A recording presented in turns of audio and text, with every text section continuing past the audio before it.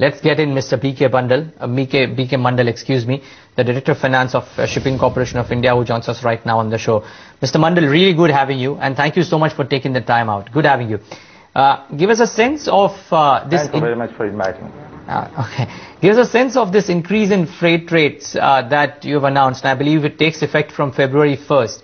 Is it essentially only to offset the operational costs and therefore will only look to maintain the operational picture at the current status, or do you think there could be some more upsides to the operations picture as a result of this hike? You see, shipping has been going through a very bad patch for the last 2-3 years. In fact, in all segments of the shipping, things are quite bad. And we have only here talked about some increase in the freight rates in the container business, which is the retail business. This is just to offset the cost increase, cost hike, the bunker price hike, and related factors actually. So essentially, this is not a move to really, get into the area where we have a lot of comforts, but this uncomfortable situation we want to overcome by virtue of increase of these rates to the extent possible. Do you see more such hikes going into the year? Well, not immediately, but going forward, you see, after all, shipping is a very cyclical industry, and it's very global industry by nature. I think no industry will be, affected globally. I mean, anything happens in the macro environment, it affects us.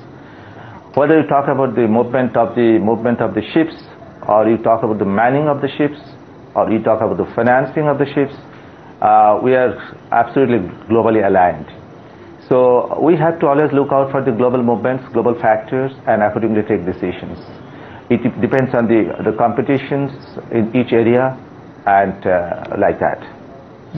Mr. Mandal, you mentioned that it's been a bad patch for you, and if I look at your Q2 results on a segmental basis as well, it was fairly bleak for the liner and the bulk segment. I think the offshore segment was probably the only bright spot. Has that trend continued into Q3, and do you believe that could well be the picture for the year as a whole?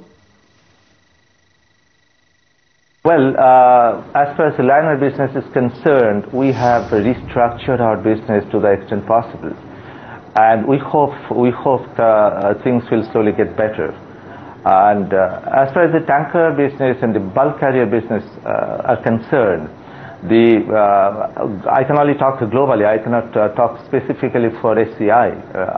Globally, what is happening is that things are still depressed, but there is optimism in the air, and we expect that things will slowly move up. And 2013, I hope that 2013 and by the end of 2013, things will go in a positive direction.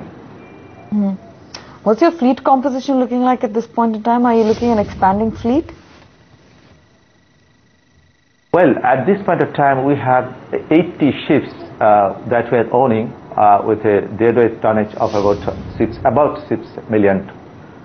And we have about 17 ships on order, and we will be slowly getting these deliveries.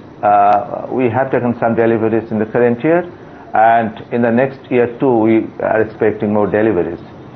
So one thing I can only mention here is that over a period of time, the SCI's fleet has been renewed, and they have become very modern. Our average age of the fleet today is just 11 years, compared to the all India, the Indian shipping average age of ships of about 18 years.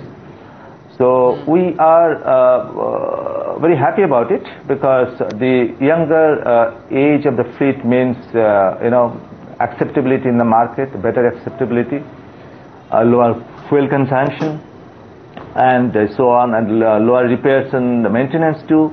So we have a big picture that as soon as this upside starts, will be the most important beneficiary, because we have already renewed our ships and our average age has come down drastically. Great.